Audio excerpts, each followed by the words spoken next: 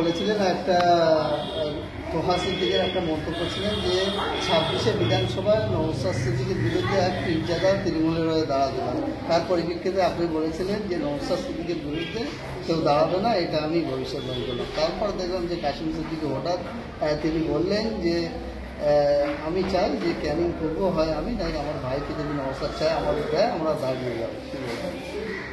দেখেন,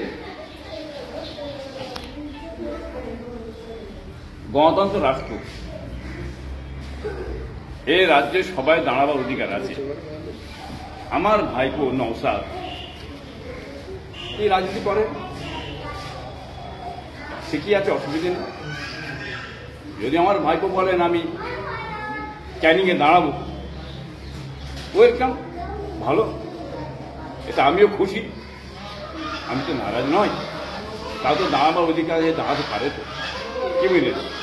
আমি চাচা হিসাবে আমি খুব খুশি হব তিনি যদি মানুষের জন্য পাশে দাঁড়ায়, সত্যিকারের মানুষ যদি কাজকাম করে, আর বাংলার মানুষ চাই, কেন আমার ভাইপো দাঁড়াবে না? কাজ সে দাঁড়াতে পারে, তার অধিকার আছে। যার জন্য মাথা গরম অন্য কারো চলবে না, কি বুঝলেন। সে দাঁড়াচ্ছে বলে আজকে অনেকের মাথা ঘেমে যাচ্ছে, অসুবিধা হচ্ছে না, এটা ঠিক নয়। মানুষ সুযোগ দেন না, দাঁড়াক না, উঠুক না, সে আসুক, বাংলার মানুষের কাজ করুক।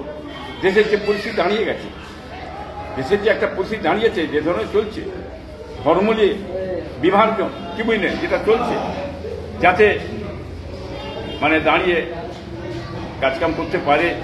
একটা কেন, আরো দুটো পীর যারা দাঁড়াতে পারে, আরো কিছু মৌলানা, আলেম ওলামা, তারাও দাঁড়াতে পারে, এবং আরো শিক্ষিত সমাজ জ্ঞানী তারাও দাঁড়াতে পারে, কি বুঝলেন।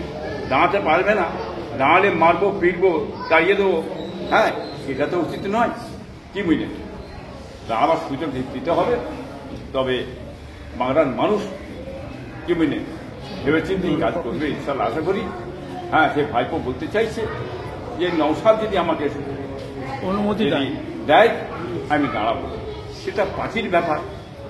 নওশাদ দেবে কি না দেবে সেটা হচ্ছে তার নিজস্ব ব্যাপার, পার্টির ব্যাপার, কি বুঝলেন।